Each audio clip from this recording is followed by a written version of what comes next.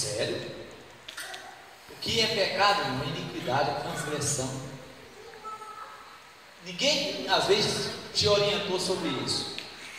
Quando você não está fazendo esse serviço de ganhar almas, você está cometendo pecado, porque você está desobedecendo a ordem de Jesus. A ordem de Jesus, Jesus não falou apenas, se vocês puderem. Foi assim, irmãos, que Jesus falou? Não. Se vocês puderem, viu, irmã? Viu, Rosirena? Mas a Eva. Se vocês puderem, vocês podem ganhar almas, viu?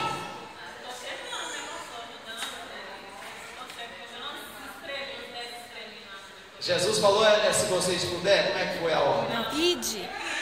É mesmo? Ide. E quando nós desobedecemos Jesus, ele vai ficar alegre com a gente? Não. É isso mesmo.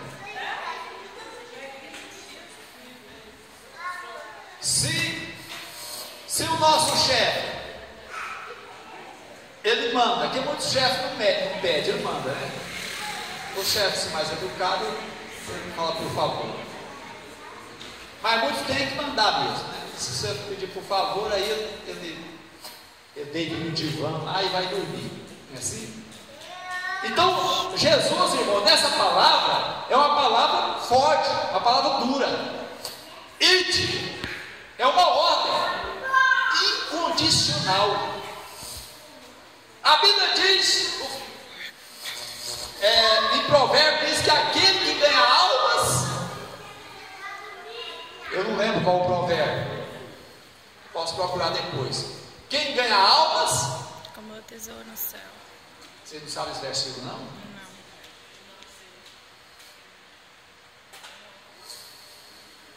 Quem ganha almas, começa com S. Sabe? Muito bem. Irmã Tatiana. Quem ganha alma sabe. Nós não estamos pregando que nós somos um povo sábio, mas será que realmente a gente demonstra isso em obras? Quem ganha almas sabe. Agora Jesus falou assim: a seara é grande. Eu estava falando aqui com os irmãos no domingo.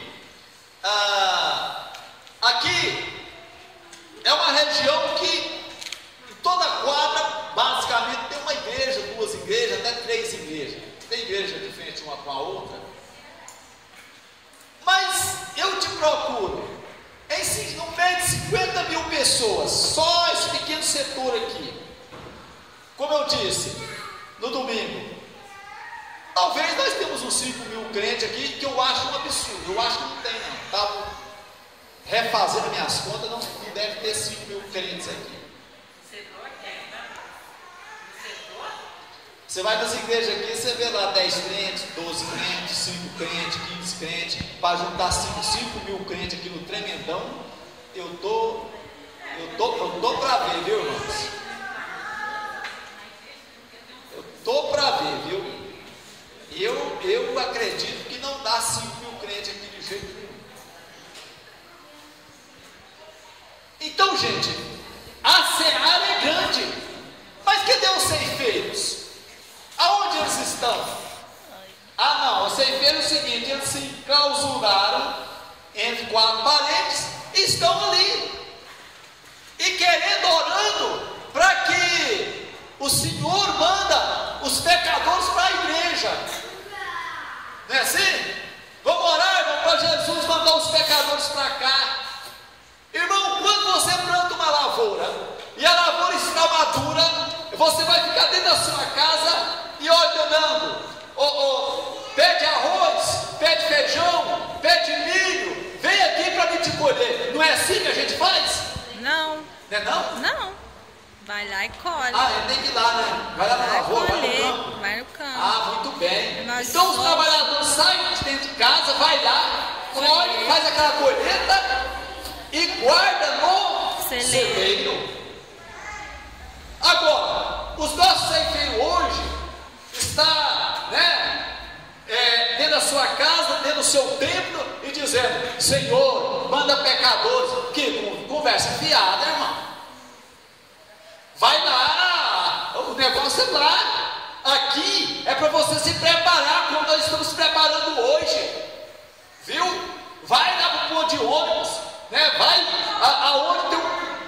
aonde tem gente para você pregar, e aí você convida ele para vir.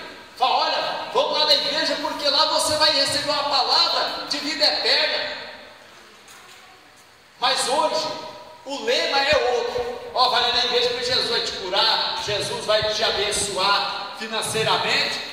Lógico, ele abençoa mesmo, mas primeiramente vai lá porque Jesus vai te salvar. Não é assim? Glória a Deus. No capítulo de número, nós estamos falando de ceifeiros, né? Capítulo 4, João, tem um episódio muito interessante, que Jesus fala assim. Jesus estava conversando com uma mulher samaritana lá no poço de Jacó, viu? E os discípulos foram na cidade para comprar alimento, não foi? E aí Jesus estava lá assentado na beira do poço. Então chega uma mulher, certa samaritana, porque é a região de Samaria. Chega a mulher samaritana para pegar água. Aí Jesus aproveita a oportunidade para dizer para aquela mulher que ela precisava de fazer algo, de um conserto. Todos vocês, eu acredito, conhecem essa história. Nós não vamos ficar na história, mas Jesus ganhou aquela mulher e ganhou muitas pessoas ali daquele povoado de Sicar, né? Muitas pessoas vieram para Jesus e ele ficou ali 2 dias. E uma coisa interessante, esse eu quero que você preste bem atenção aqui, viu? Depois eu faço a pergunta. Olha aqui, nesse inteirinho, ou seja, enquanto Jesus estava esperando os discípulos a vir com a comida, diz assim: nesse inteirinho os discípulos lhe rogavam dizendo: mestre, come. Mas ele lhes disse: uma comida tenho para comer, que vós não conheceis. É duro, né? Quando o crente ele não quer conhecer as coisas de Deus. Jesus falou assim: eu tenho uma comida que eu preciso de comer essa comida, eu preciso de saboreá-la, que vocês não conhecem. Mas que comida é essa? Vamos lá. Diziam então os discípulos uns aos outros. Olha para vocês verem o discernimento dos discípulos. Tem muito crente assim. Muito crente assim, né? Você fala com ele, você fala Jesus, ele entende Genésio. Viu? Alô, glória a Deus. Aleluia, glória a Jesus. Viu, irmãos? Olha aqui para vocês verem. Eles perguntavam: ter-lhe-á porventura alguém trazido o que comer? Disse-lhe Jesus: olha aqui, escute. A minha comida consiste em fazer a vontade daquele que me enviou e realizar a sua obra. Não dizeis vós que ainda há 4 meses até a ceifa? Eu, porém, vos digo: erguei os olhos e vede os campos, pois já branqueiam para a ceifa. O ceifeiro recebe desde já a recompensa e entesoura o seu fruto para a vida eterna. E desarte se alegram tanto o semeador como o ceifeiro. Aleluia. Irmãos, isso aqui é muito profundo. É muito profundo. A Bíblia diz que o homem natural não entende as coisas do Espírito. Então Jesus falou: não, eu tenho uma comida para comer. Os discípulos falaram: será que alguém trouxe comida aqui para ele? Etc. Mas qual era a comida que Jesus estava se referindo? A minha comida consiste em fazer a vontade daquele que me enviou a realizar a sua sua obra. Então, irmãos, o crente, ele precisa de alimentar. Mas sabe o que está acontecendo com os crentes? Eles estão aqui, certo? Comendo à vontade. Não é assim? Os crentes virou ovelha gorda. Está abarrotado de comida. Ele come, mas tem gente do outro lado da parede passando fome. E você não tem compaixão de ir lá e falar com ele, né? De dar um alimento para ele. Não é verdade, irmão? Então, os crentes estão tudo gordo. Já comeram. Hoje está difícil você até ensinar a Bíblia. Né? Porque parece que todo mundo conhece a Bíblia, né? Mas e os que não conhecem? Então Jesus, olha, a minha comida é fazer a vontade daquele que me enviou. Então será que realmente, irmãos, nós estamos nesse patamar? A nossa comida, a nossa satisfação é fazer a vontade daquele que me enviou. E qual é a vontade daquele que nos enviou? Pois é, fazer a vontade de Deus. Mas que vontade é essa? Ganhar almas. Por quê? Por que ele mandou fazer discípulo? É isso. E de pregar o evangelho a toda criatura. Quem crê e for batizado será salvo. Essa é a vontade daquele que nos enviou. Por falar em nos enviar, outro texto muito interessante. Depois a gente volta nesse aqui. Glória a Deus. Aleluia.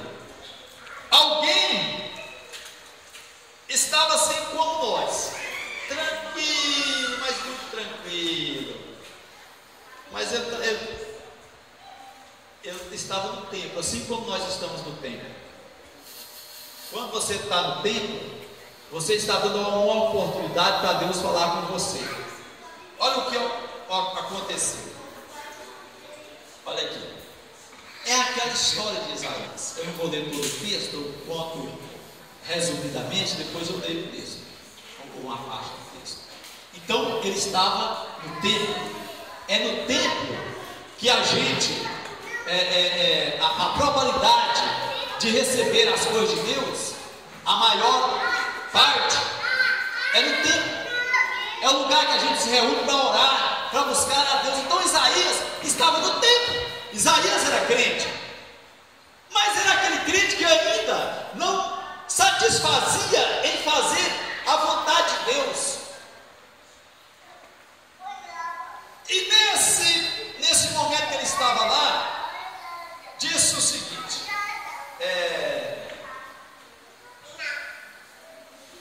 então um dos serafins voou para mim, trazendo na mão uma brasa viva que tirara do altar com uma tenaz. Com a brasa tocou a minha boca e disse: eis que ela tocou os teus lábios, a tua iniquidade foi tirada e perdoado o teu pecado. Olha, irmãos, o verso 6 e 7, capítulo 6 de Isaías. Depois disso, ouvi a voz do Senhor que dizia: a quem enviarei? E quem há de ir por nós? Disse eu: eis-me aqui, envia-me a mim. Fala o que Isaías disse aí. Eis-me aqui, envia-me a mim. Vamos comer a comida de Deus e fica forte. E disse eu: eis-me aqui, envia-me a mim. Aleluia. Mas agora ele sentiu-se preparado, porque ele estava no templo. Ele era um crente, mas era um crente razoável. Porque quando ele viu a glória de Deus, ele falou assim: eu vou morrer. Eu sou pecador, vou morrer.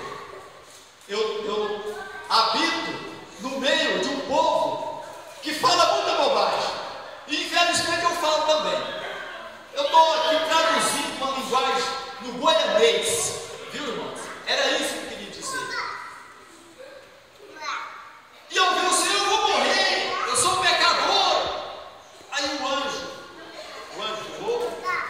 pegou a tenaz é aquela ferramenta, aquele instrumento que pega a brasa, veio e tocou nos lábios de Isaías. Olha, Isaías, a sua iniquidade, ela foi tirada, ela foi perdoada, os seus pecados foram perdoados agora, os seus lábios foram purificados. Aí depois da purificação, quando o Senhor, digamos, deu uma brada, fez uma pergunta, e agora? Quem há de ir por nós? Eu acho interessante, está no plural, fala da Trindade de Deus, Pai, Filho e Espírito Santo. Quem há de ir por nós? Agora Isaías estava pronto. Ele disse: eis-me aqui, envia-me a mim. Irmãos, a pessoa só pode ser enviada depois que ela esteja preparada. Quando Jesus, lá no capítulo 1 de Atos dos Apóstolos, que os discípulos fizeram algumas perguntas para ele, e ele falou: olha, vocês primeiro vai lá para Jerusalém, até que do alto seja revestido de poder. Aí sim, ser-me-eis testemunha, tanto em, vamos lá, Jerusalém, Samaria, Judeia, Samaria, os confins da terra. Que maravilha, né, irmãos? Jerusalém, Judeia, Samaria e até os confins da terra. Mas primeiro eles precisavam de quê? Ser revestido de poder.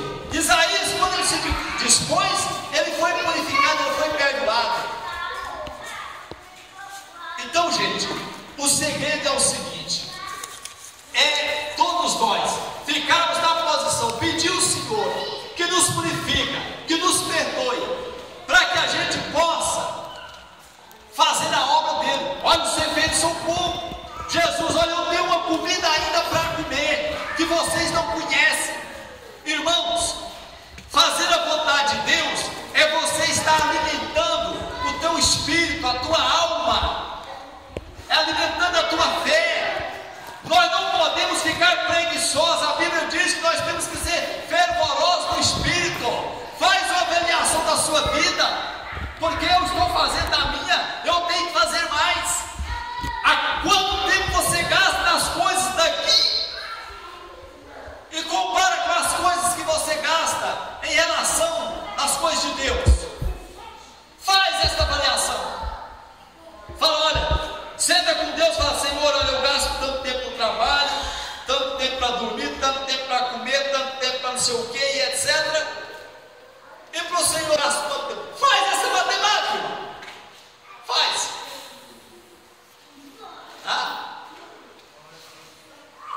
Isso aqui dá pão para a mão, né? Se nós fossemos falar aqui do tempo que a gente desperdiça em outras coisas. E aí, o que acontece quando alguém fica sem comer, porque se fazer a vontade de Deus é comida, não é assim? Quando alguém fica sem comer, o que acontece, irmãos, aqui? Os viram de José Arcanjo, ele morre, não é? Por que tem muito crente que está morrendo? É porque está sem alimento. Eu não tenho mais a Bíblia como regra de fé, não tenho mais a Bíblia. Aí a Bíblia diz, Jesus falou assim, que não só de pão viverá o homem, mas de toda a palavra que procede da boca de Deus. Ele vai morrendo. Ele não consegue ler a Bíblia, mas ler outras coisas é uma coisa maravilhosa, né? É fácil de descobrir isso, viu? Mas não lê a Bíblia de jeito nenhum. Mas para ler outras coisas, para fazer outras coisas, é uma bênção. Aí vai enfraquecendo, irmão.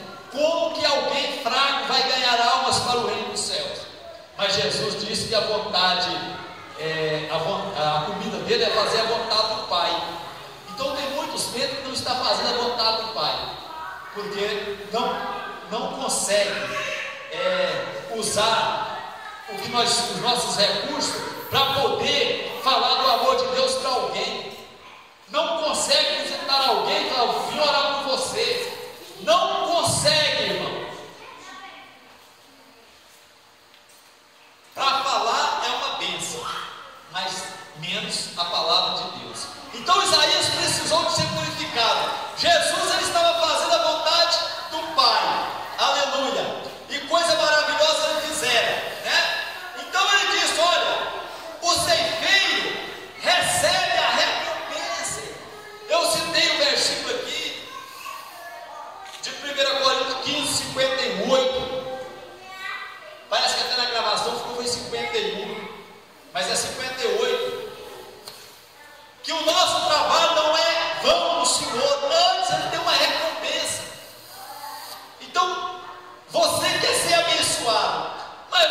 trabalha com um colega lá, tem 10 anos e nunca falou de Jesus para ele?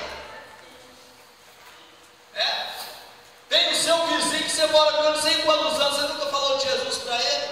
Você nunca foi na casa dele chamar ele para vir na igreja? Sério? E aí? E aí? A vontade de Deus é que nós fazemos a obra dele. Então, o ceifeiro não fica sem recompensa. E ele colhe o fruto, sabe que fruto é esse? Para a vida eterna. Então, quem ganha almas, irmãos, olha, esse negócio está relacionado com vida eterna, viu?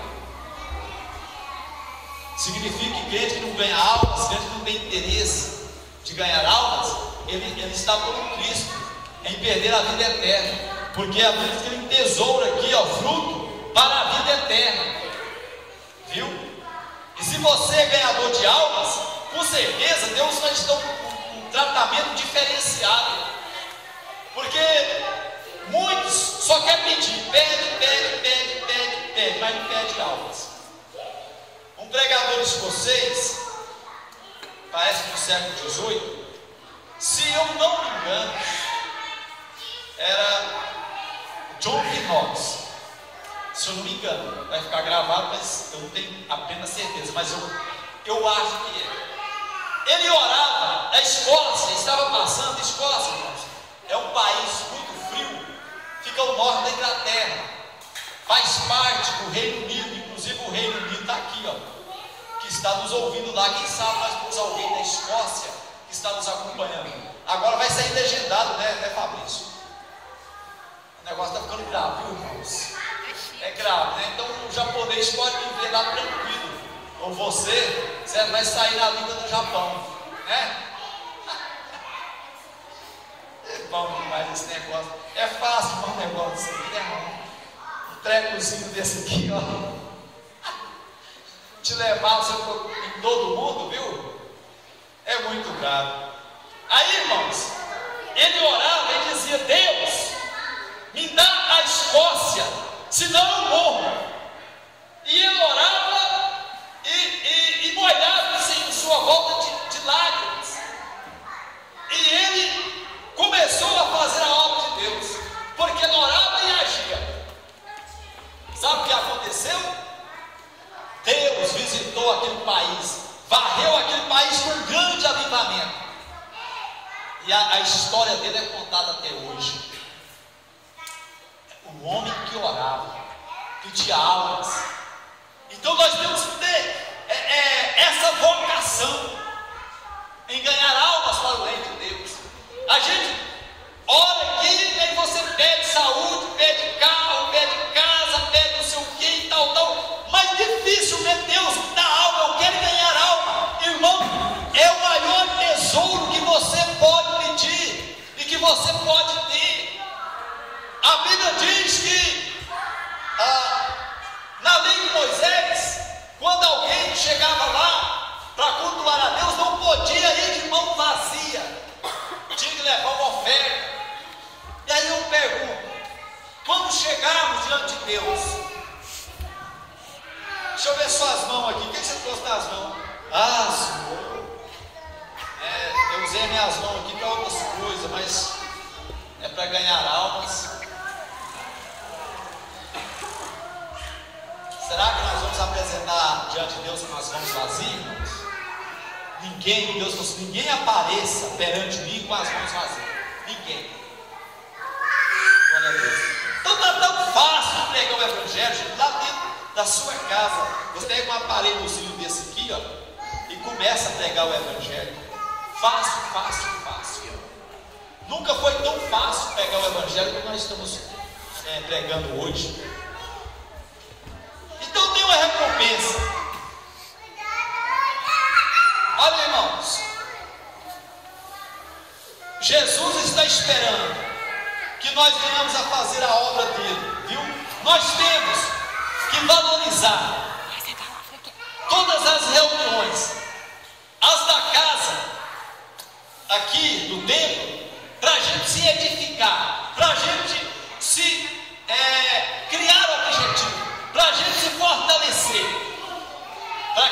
chegarmos lá nos lares, a gente tem uma palavra abençoada para passar para as pessoas. Viu, irmãos? Ó, que chegar lá, porque aqui você vem, ora, né, prepara, estuda a Bíblia. Aqui nós estamos estudando. Amanhã a gente chega lá e tem uma palavra que vai tocar no coração das pessoas, uma palavra que vai gerar a salvação na vida de alguém. Então, gente, o segredo é esse: ganhar almas para o reino dos céus. Os ceifeiros está pouco. Mas pastor, mas tem milhares e milhares de pregadores. Cadê eles? Está no culto da igreja.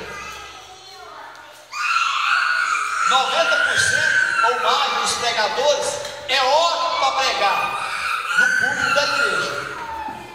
É todo, principalmente nos cultos de casa cheia, né? O camarada já chega aqui. Isso eu estou falando aqui, irmão, não estou falando da igreja, estou falando aqui como público. Aí vem bonitinho, né, como diz, engomadinho, e já fica aqui na expectativa. Ele não participa de oração, ele não participa de nenhuma programação da igreja, nenhuma, a não ser um culto de domingo, ou que seja um culto de uma campanha forte, viu? E ele já quer que o pastor deixe entregar. Mas será que ele passou aqui 1 hora, 2 horas, né? 3 horas de oração? Será que ele fez todo jejum? Será que ele evangelizou o vizinho dele? Mas não é verdade, irmão?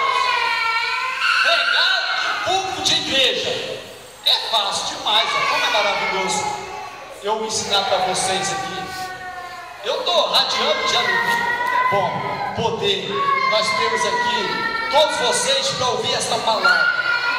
É ótimo. Se tivesse só 1 ou 2, eu ficaria triste e ir embora chateada, Senhor. Mas não, vou alegre, nossa, obrigado, foram os irmãos e etc. Então nós temos muitos pregadores, mas quer pregar aqui. Mas na hora de vestir a camisa, como nós vamos fazer em nome de Jesus, né, urgentemente, irmãos, vamos de casa em casa aqui e vamos, né, fazer evangelismo. Aí é negócio, pastor, eu não posso, porque eu não posso tomar o sol, né, porque é o seguinte, senão depois queima a minha pele.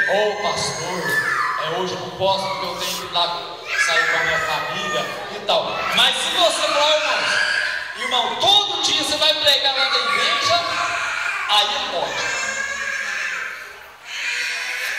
Então, gente, nós precisamos de ser bom de culto e precisamos ser bom também lá na esquina, lá na rua, para pregar o evangelho. Viu? Aleluia. Então, os ceifeiros são poucos, são muito poucos. Obreiros nós temos muito, né? Só a Assembleia de Deus, irmão, só de ministro, só a nossa convenção, a convenção geral, nós temos aproximadamente 30 mil ministros. Eu estou falando de evangelista e pastor.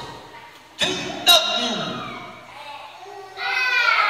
Agora, se eu for somar de auxiliar a presbítero, aí é fácil de chegarmos aí a 200, 300 mil ou mais obreiros. Isso, a nossa convenção CGADD. Mas aonde estão? Está envolvido aí com os seus próprios negócios. Irmãos, então Jesus ensinou a fazer o quê? Rogar